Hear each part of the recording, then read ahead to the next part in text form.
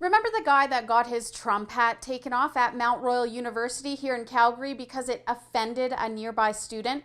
Well, Matt Linder isn't making headlines anymore, but I wanted to catch up with him to see how things are going at the university since this incident occurred. Not allowed to share hate language in the university. I'm saying make America great. What is hate language about? I want to hear. Make America great again means make America all for white people, no immigrants, no people with different sexual orientations. His wife is an immigrant. His wife is an immigrant. That doesn't mean anything. How is it not? You just said no immigrants. It doesn't mean anything. I could have a brother who's gay and I could not be supportive of gay people. It doesn't mean anything. Your values. So why is he? You just say he doesn't like immigrants. His wife's an immigrant.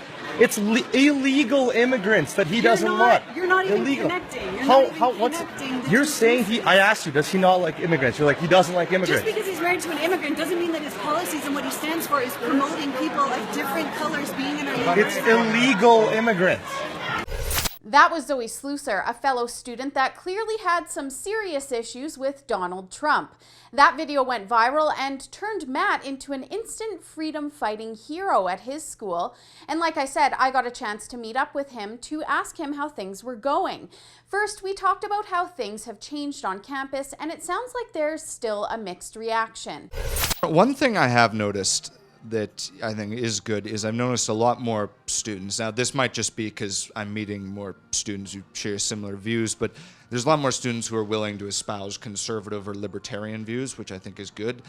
At the same time, however, there is sort of a feeling of, sort of a palpable feeling of hostility sometimes on campus. I mean, I've lost close to a dozen friends at that school, and I noticed there were a lot of people who, well, they defended me before Trump won.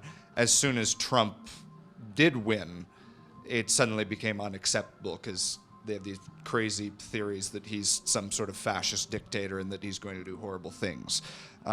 So far, so good. Nothing like that's happened.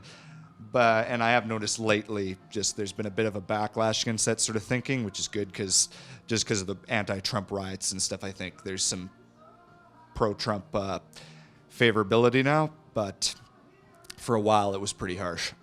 But even though there's a mixed reaction, he says that he's received more positive feedback than negative about the actual incident. Definitely more positive. Yeah, I did get some of the general, negativity that comes with wearing a Trump hat, but for the most part, people have been quite supportive and positive, which I'm very grateful for.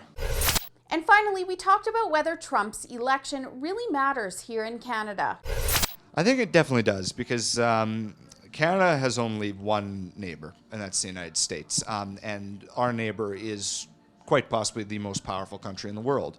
And a lot of our economy and stuff is based on things like the Keystone Pipeline, which Trump just approved. Our cultures, I mean, most of Canada, with the exception of Quebec and Indigenous peoples, is quite British in culture. But we also have a massive American influence, too.